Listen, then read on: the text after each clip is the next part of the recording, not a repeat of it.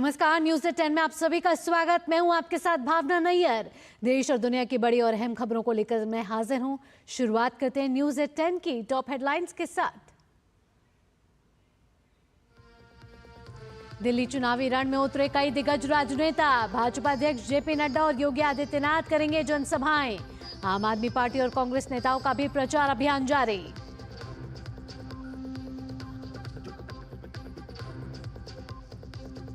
बांग्लादेश मामले पर भारत गंभीर। वॉशिंगटन में उठाया बांग्लादेश में अल्पसंख्यकों की स्थिति का मुद्दा।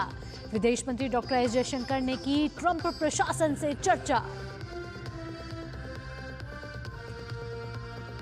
पराक्रम दिवस आज देश कर रहा है नेताजी सुभाष चंद्र बोस को उनके 128वीं जयंती पर नमन।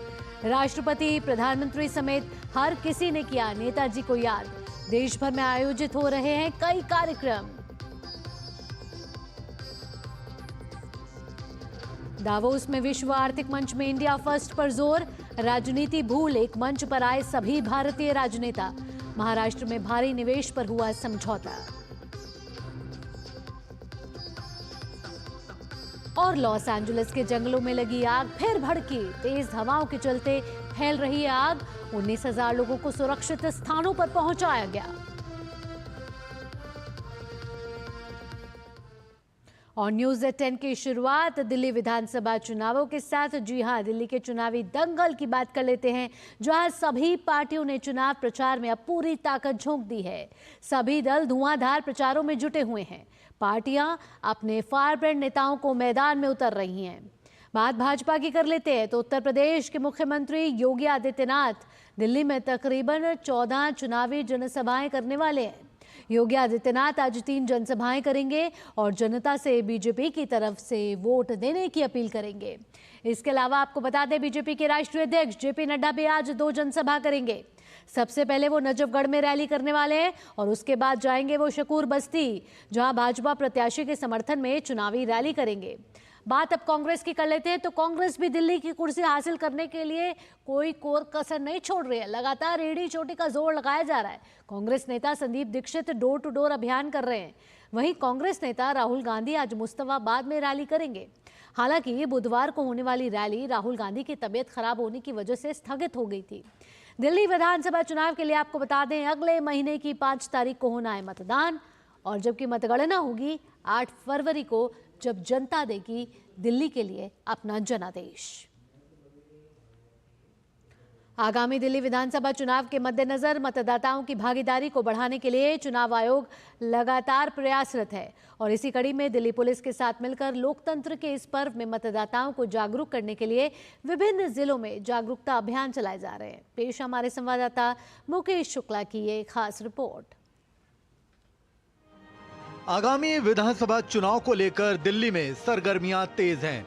सभी पार्टियां अपने अपने प्रत्याशियों के समर्थन में चुनावी रण में उतर चुकी हैं। जहां भाजपा आर पार की लड़ाई के मूड में दिख रही है, तो वहीं आम आदमी पार्टी सत्ता में वापसी के लिए जोर आजमाइश करती दिख रही है।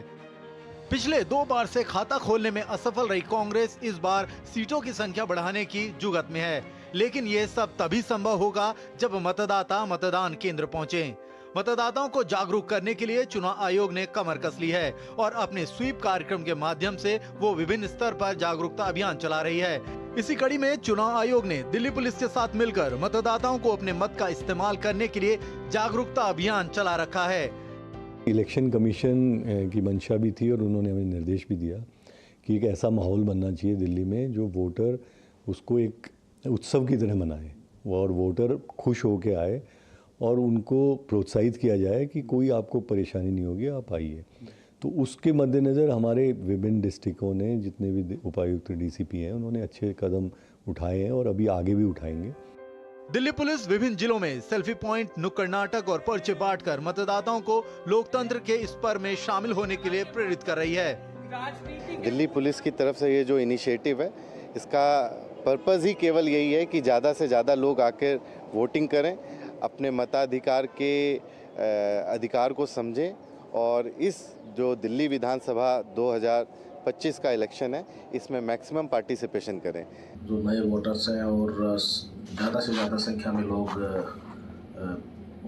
वोटिंग करें, इसके लिए हमने भी लोगों को प्रेरित करने के लिए नुक्कड़ नाटक और जगह जगह पे हमने सेल्फी पॉइंट लगाए। दिल्ली पुलिस आपकी सेवा और सुरक्षा के लिए दिन रात मुस्तैद है। आप भी जिम्मेदार नागरिक बनिए और लोकतंत्र के इस पर्व पे बढ़ चढ़कर हिस्सा लीजिए। वहीं इस अभियान का जनता पर काफी असर देखने को मिल रहा है। खासतौर से युवाओं की लोकतंत्र के पर्व में हिस्सेदारी बढ़ाने के लिए जागरूकता अभियान के तहत दिल्ली पुलिस ने अलग अलग जिलों में सेल्फी पॉइंट लगाए, जहां पर अपनी सेल्फी लेकर मतदाता काफी उत्साहित दिखे। वोट करूंगी पर वोट किसी को बताना नहीं चाहिए, तो मैं नहीं बताऊंगी। मैं भी इस बारी पहली बार वोट करने जाऊंगी, तो I would request everybody to vote. First time voter हूँ तो ऑब्वियसली एज अ सिटीजन मेरा हक बनता है और मेरी रिस्पॉन्सिबिलिटी है वोट करना। लोकतंत्र की मजबूती के लिए मतदान में ज्यादा से ज्यादा हिस्सा लेना और अच्छी सरकार का चुनाव करना सभी मतदाताओं की जिम्मेदारी है, जिसके लिए मतदाता काफी उत्सुक नजर आ रहे हैं। इलेक्शन होने हैं 5 तारीख को और दिल्ली पुलिस एसोसिएट कर रही है, उनके साथ भागीदारी निभा रही है, क्योंकि ये एक जागरूकता अभियान है। हर एक वोटर्स को बाहर लेकर के आना और वोट कास्ट कराना, और सबसे बड़ी जो जिम्मेदारी वोटर्स के कंधों पर है, युवा वोटर्स के कंधों पर है कि वो बाहर आएँ और वोट कास्ट करें। कैमरा राहुल चोपड़ा के साथ मैं मुकेश शुक्ला, डीडी न्यूज़ दिल्ली। आगे बढ़ते न्यूज़ 10 में विदेश मंत्री डॉक्टर एस जयशंकर ने वॉशिंगटन में एक संवाददाता सम्मेलन में बांग्लादेश की स्थिति की चर्चा की है। इस दौरान विदेश मंत्री ने बताया कि भारत ने ट्रंप प्रशासन के साथ बांग्लादेश में अल्पसंख्यकों की स्थिति पर गहन चर्चा की है। The first question, yes, we had a brief discussion on Bangladesh. I don't think it's appropriate I get into more details. वहीं विदेश मंत्री डॉक्टर एस जयशंकर ने पाकिस्तान के साथ व्यापारिक रिश्तों को लेकर भी प्रतिक्रिया दी है। उन्होंने कहा कि फिर से बहाल करने को लेकर, यानी कि व्यापारिक रिश्तों को फिर से बहाल करने को लेकर पूछे सवाल में विदेश मंत्री कह रहे हैं कि पिछले साल के बाद पाकिस्तान के साथ व्यापार के मुद्दे पर कोई बातचीत नहीं हुई है और ना ही उनकी ओर से कोई पहल की गई है। उन्होंने ये भी कहा कि पाकिस्तान के साथ भारत ने कभी भी व्यापार बंद नहीं किया, बल्कि साल 2019 में इस संबंध में पाकिस्तान सरकार द्वारा निर्णय लिया गया था। 2019 में जो निर्णय लिए गए कि भारत के साथ व्यापार नहीं करना, वो उनके साइड से था। तो हमारा जो ये इस मुद्दा के बारे में हमारी जो चिंता जो थी, शुरू से हमारा हित था कि हमें MFN स्टेटस मिले, कि हम पाकिस्तान को MFN स्टेटस देते थे, वो हमको देते नहीं थे।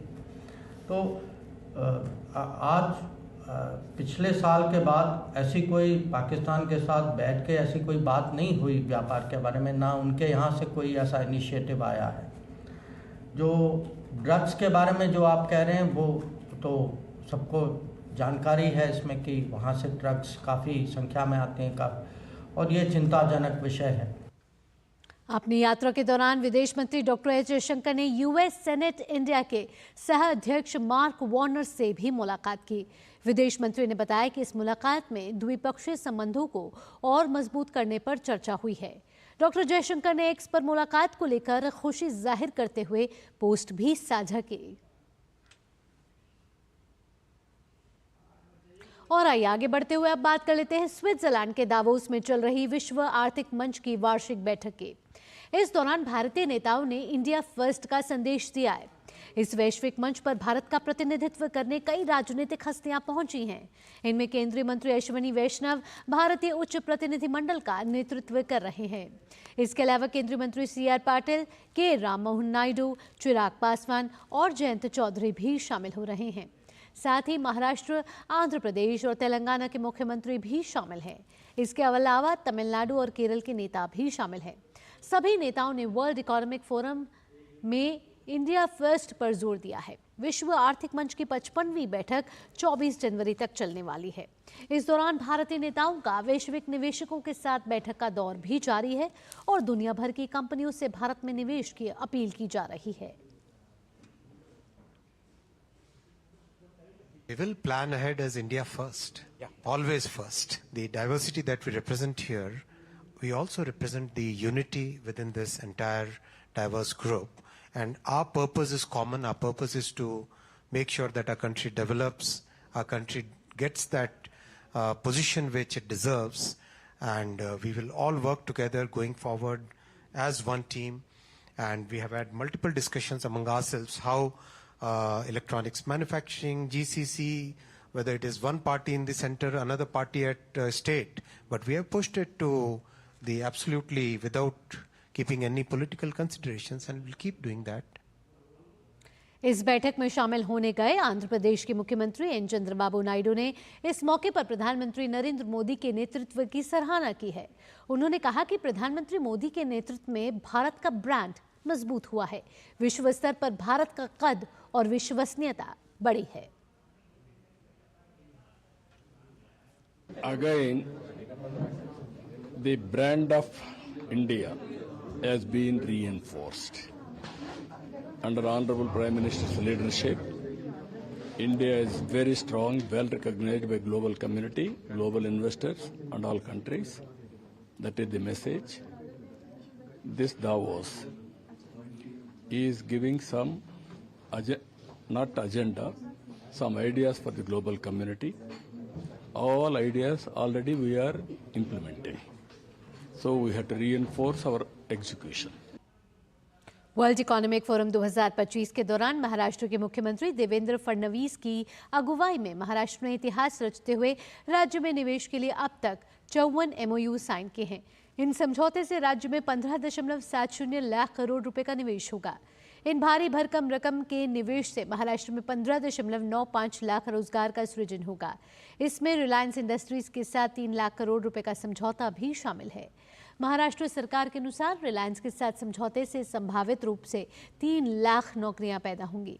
अमेजॉन भी मुंबई महानगर क्षेत्र में डेटा केंद्रों में 71,795 करोड़ रुपए का निवेश करेगा, जिससे 83,100 नौकरियां पैदा होंगी। वहीं एसआर रिन्यूएबल लिमिटेड यानी कि ERL ने नवीकरणीय ऊर्जा क्षेत्र में महाराष्ट्र सरकार के साथ 8,000 करोड़ रुपए निवेश करने के लिए समझौता किया है। दावोस में चल रहे विश्व आर्थिक मंच सम्मेलन के दौरान हुए समझौते के अनुसार एसआर समूह राज्य में 2 गीगावाट नवीकरणीय ऊर्जा क्षमता का संयंत्र लगाएगी। न्यूज़ 10 में वक्त एक छोटे से ब्रेक का, लेकिन ब्रेक के बाद आपको बताएंगे क्यों आज मनाया जाता है पराक्रम दिवस। बच्चों को सर्टिफिकेट मिले तो कितना अच्छा लगता है ना। और अगर आपके आटे को भी मिले तो गेहूं की क्वालिटी, आटे की शुद्धता, रोटी की सॉफ्टनेस के लिए सर्टिफिकेट अगर होता तो है ना। आशीर्वाद आटा का क्वालिटी सर्टिफिकेट, पैक स्कैन करो, खुद चेक करो। आशीर्वाद आटा, क्वालिटी का वादा, लिख के ले लो। जब धरती चीर कर निकलता है लोहे का पत्थर और मिलता है मोंगिया के जोश से, फिर तपता है, पिघलता है और बनता है फौलाद। अब होता है सरिया सारी खूबियों के साथ। मोंगिया स्टील, मजबूत देश का मजबूत सरिया। न्यूज़ 10 में एक बार फिर आपका स्वागत। बढ़ते आगे। तुम मुझे खून दो, मैं तुम्हें आज़ादी दूंगा का नारा बुलंद करने वाले महान देशभक्त सुभाष चंद्र बोस एक ऐसे शख्सियत थे जिन्होंने न सिर्फ देश के अंदर बल्कि देश के बाहर भी आज़ादी की लड़ाई लड़ी। राष्ट्रीय आंदोलन में नेताजी का योगदान कलम चलाने से लेकर आज़ाद हिंद फौज का नेतृत्व कर अंग्रेजों से लोहा लेने तक का रहा है। देश की आज़ादी में नेताजी के अप्रतिम योगदान को देखते हुए मोदी सरकार ने उनकी जयंती के अवसर पर साल 2021 से हर साल 23 जनवरी को पराक्रम दिवस के रूप में मनाने का ऐलान किया।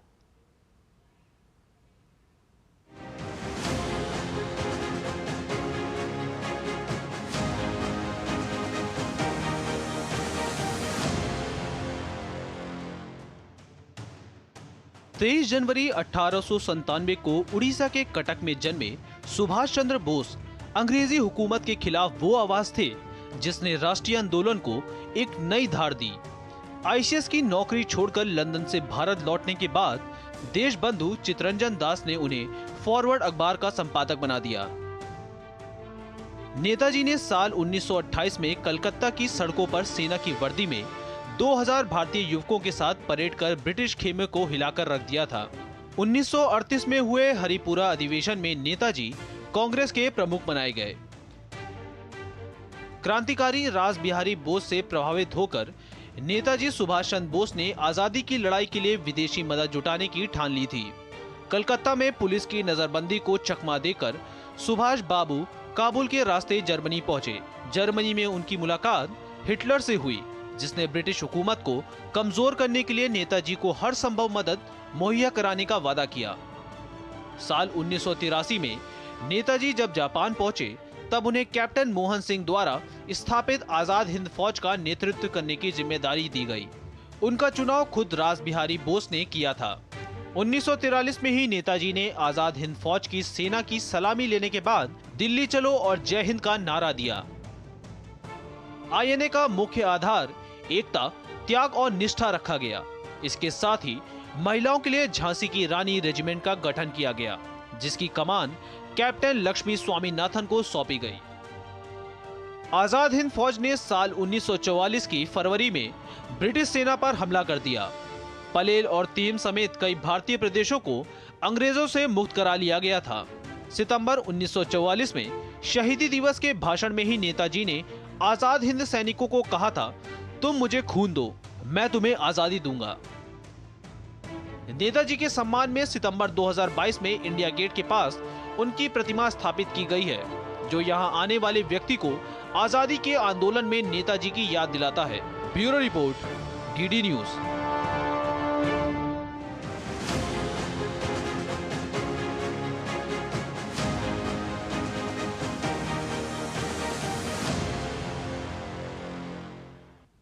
पराक्रम दिवस के अवसर पर राष्ट्रपति द्रौपदी मुर्मू ने नेताजी सुभाष चंद्र बोस को श्रद्धांजलि अर्पित करते हुए सोशल मीडिया प्लेटफॉर्म एक्स पर लिखा है कि पराक्रम दिवस के रूप में मनाए जाने वाले नेताजी सुभाष चंद्र बोस की जयंती पर मैं भारत माता के महानतम सपूतों में से एक को अपनी विनम्र श्रद्धांजलि अर्पित करती हूँ। नेताजी भारत के स्वतंत्रता संग्राम में सबसे दृढ़ निश्चय और प्रेरक व्यक्तियों में से एक हैं। स्वतंत्रता के लिए उनके आह्वान ने लाखों भारतीयों को स्वतंत्रता संग्राम में शामिल होने के लिए प्रेरित किया। स्वतंत्रता प्राप्त करने के लिए नेताजी का अथक दृढ़ संकल्प और आजाद हिंद फौज का उनका साहसी नेतृत्व भारतीयों की पीढ़ियों को प्रेरित करता रहेगा। प्रधानमंत्री नरेंद्र मोदी ने भी पराक्रम दिवस के अवसर पर नेताजी सुभाष चंद्र बोस को नमन किया है। अपने सोशल मीडिया प्लेटफॉर्म एक्स पर एक वीडियो साझा करते हुए प्रधानमंत्री ने कहा है कि भारत के स्वतंत्रता आंदोलन में उनका योगदान अद्वितीय है। वह साहस और धैर्य का प्रतीक थे। उनका दृष्टिकोण हमें प्रेरित करता रहता है, क्योंकि हम उस भारत के निर्माण की दिशा में काम करते हैं जिसकी उन्होंने कल्पना की थी। प्रधानमंत्री ने नेताजी से जुड़ा एक वीडियो भी साझा किया। आज हम नेताजी सुभाष चंद्र बोस की जन्म जयंती का उत्सव मना रहे हैं।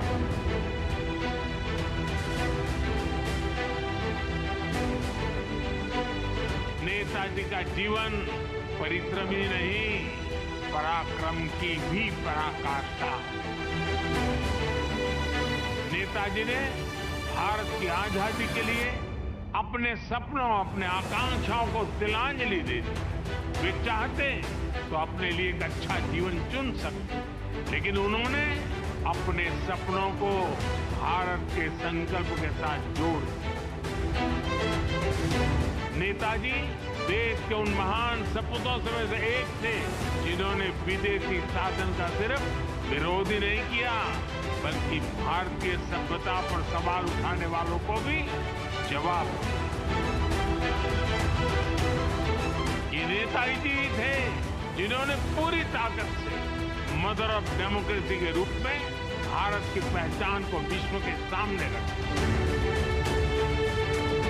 नेताजी का जीवन और उनका योगदान युवा भारत के लिए एक प्रेरणा। न्यूज़ 10 में अब आगे बढ़ते हैं। मोदी सरकार ने देश के जूट किसानों को बड़ी सौगात दी है। केंद्रीय कैबिनेट ने रॉ जूट के लिए एमएसपी बढ़ा दी है। पीएम मोदी ने इस फैसले के बारे में जानकारी देते हुए सोशल मीडिया प्लेटफॉर्म एक्स पर लिखा कि देश भर के जूट उत्पादक किसान भाई बहनों के हित में हमारी सरकार ने एक बड़ा कदम उठाया है। वर्ष 2025-26 के लिए रॉ जूट की एमएसपी पे बढ़ोतरी को मंजूरी दे दी गई है। इससे पश्चिम बंगाल सहित देश के कई राज्यों में इस क्षेत्र से जुड़े लाखों किसानों को लाभ होगा। आइए अब आपको बताते हैं कि मोदी सरकार ने वर्ष 2025-26 के लिए रॉ जूट के लिए क्या फैसले लिए हैं। और रॉ जूट के लिए एमएसपी में आपको बता दें कि 6% की बढ़त हुई है। जूट का न्यूनतम समर्थन मूल्य 315 रुपए बढ़ाकर 5,650 रुपए प्रति क्विंटल कर दिया गया है। जूट की एमएसपी लागत से 67% अधिक है। इसके साथ ही जो कैबिनेट में अहम फैसले लिए गए हैं उसमें रॉ जूट के लिए एमएसपी में 6% की बढ़त की गई है। और आइए बात कर लेते हैं महाराष्ट्र के जलगांव में हुए ट्रेन हादसे की। इस हादसे में मरने वाले यात्रियों की संख्या बढ़कर 13 हो गई है और कई अन्य घायल हैं। यह हादसा पुष्पक एक्सप्रेस के कुछ यात्रियों के दूसरी तरफ से आ रही कर्नाटक एक्सप्रेस की चपेट में आने की वजह से हुआ है। हादसे का मुख्य कारण चेन पुलिंग बताया जा रहा है। जलगांव के परांडा स्टेशन से थोड़ी दूरी पर यह दुर्घटना हुई है। महाराष्ट्र के मुख्यमंत्री देवेंद्र फडणवीस ने बताया है कि मारे गए लोगों के परिवारों को 5 लाख रुपए की आर्थिक सहायता दी जाएगी और घायलों का पूरा खर्च भी राज्य सरकार वहन करेगी। वहीं रेल मंत्री अश्विनी वैष्णव ने घटना पर गहरा दुख व्यक्त किया है। गंभीर रूप से घायलों को 50,000 और साधारण रूप से घायलों को 5,000 का मुआवजा देने की घोषणा की गई है। रेल मंत्री अश्विनी वैष्णव ने रेलवे बोर्ड के अध्यक्ष और अन्य अधिकारियों से घटना के बारे में पूरी जानकारी ली और सभी घायलों के समुचित इलाज के लिए निर्देश भी दे दिए।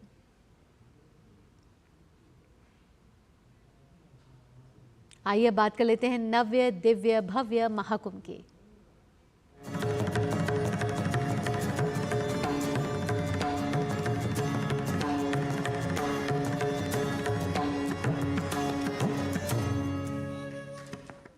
महाकुंभ का आज 11वां दिन है और लगातार श्रद्धालुओं की संख्या बढ़ती जा रही है। 13 जनवरी को शुरू हुए महाकुंभ में अब तक 9.5 करोड़ के करीब श्रद्धालु संगम में स्नान कर चुके हैं, यानी कि आस्था की डुबकी लगा चुके हैं। महाकुंभ के सफल आयोजन के लिए प्रशासन ने सुरक्षा के कड़े इंतजाम किए हैं। संगम क्षेत्र में स्नान के दौरान श्रद्धालुओं की सुविधा और सुरक्षा सुनिश्चित करने के लिए हजारों सुरक्षाकर्मी और स्वयंसेवक तैनात हैं। हर 144 साल में होने वाले हिंदू धर्म के सबसे पवित्र आयोजनों में से एक महाकुंभ की छटा कुछ अलग ही दिख रही है। दिव्य और भव्य महाकुंभ इस बार सनातन के लिए कई मायनों में खास है। प्रयागराज में महाकुंभ क्षेत्र के सेक्टर 19 में स्थित पंडाल में आज धर्म संसद का आयोजन किया जाएगा। इसमें गौ सनातन हिंदू राष्ट्र के साथ ही काशी और मथुरा की मुक्ति पर भी अंतिम निर्णय होना है। सनातनियों के लिए धर्मादेश के साथ ही सनातन बोर्ड के गठन पर भी सहमति बनेगी। धर्म संसद में चारों पीठ के शंकराचार्य, 13 अखाड़े और देश भर के संत महात्मा शामिल होंगे। सभी की राय से सनातन बोर्ड के गठन पर अंतिम निर्णय होगा। इसका मसौदा तैयार करके सरकार को भी भेजा जाएगा। धर्म संसद से जुड़ने के लिए ऑनलाइन और ऑफलाइन जागरूकता अभियान चलाया जा रहा है। सनातन धर्म में पुरातन काल से ही धर्म संसद के आयोजन होते आ रहे हैं। कुंभ या महाकुंभ में धर्म संसद के जरिए सनातन धर्म के लिए निर्णय लेते हैं और इसे पूरे देश में लागू कराया जाता है। प्रयागराज में चल रहे महाकुंभ में बड़ी संख्या में युवाओं की भी भागीदारी देखी जा रही है। नई पीढ़ी महाकुंभ क्षेत्र में आध्यात्मिकता और दिव्यता को विकसित हो रही अवधारणा में सराबोर नजर आ रही है। आखिर क्या है जो जनरेशन जेड को मेगा कुंभ महोत्सव की ओर आकर्षित कर रहा है? उत्तर प्रदेश के प्रयागराज में महाकुंभ उत्सव चल रहा है और इसमें जीवन के सभी क्षेत्रों, दुनिया के सभी हिस्सों और सभी आयु समूह से आने वाले श्रद्धालुओं की भागीदारी देखी जा सकती है। बड़ी बात यह है कि देश की नई पीढ़ी भी इस आयोजन में बड़ी संख्या में शिरकत कर रही है। युवा पीढ़ी इस आयोजन को उस परम ब्रह्मा से खुद को जोड़ने के एक बड़े मौके के रूप में देख रही है। The arrangements are very best. It's up to very best. There are so many arrangements. Means see the Swachhata. Lakhs of people are coming here, and not a single piece of dust is we can see anywhere. Just a pure means it's a very good arrangement they have done. I appreciate the Yogi Sarkar and the Modi Sarkar what they have done for this Mahakumbh Mela.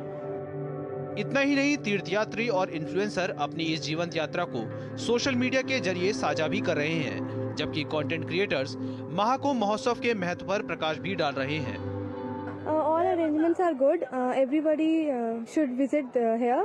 I think nobody can match this religion plus, and this is my first time. And एक ऐसा बोलते थे ना, लोग कुंभ के मेले में खो गए हैं। मुझे आज पता चला कि कुंभ का मेला होता क्या है। खुद को बहुत लकी मानती हूँ जो मैं यहाँ आई। बड़ी संख्या में युवाओं का महाकुंभ तक पहुंचना उन्हें आस्था और भक्ति के साथ साथ अध्यात्म और भारतीय संस्कृति को अपनाने का एक उत्तम अवसर प्रदान कर रही है। कैमरा पर्सन शिव सुमन के साथ दीपिका महतो की रिपोर्ट, डीडी न्यूज। इसी के साथ न्यूज़ 10 में इतना ही। अगला कार्यक्रम आप देखेंगे खबरों का सरपंच न्यूज पंच, मेरी सहयोगी कृतिका के साथ। फिलहाल के लिए मुझे दीजिए अनुमति। नमस्कार।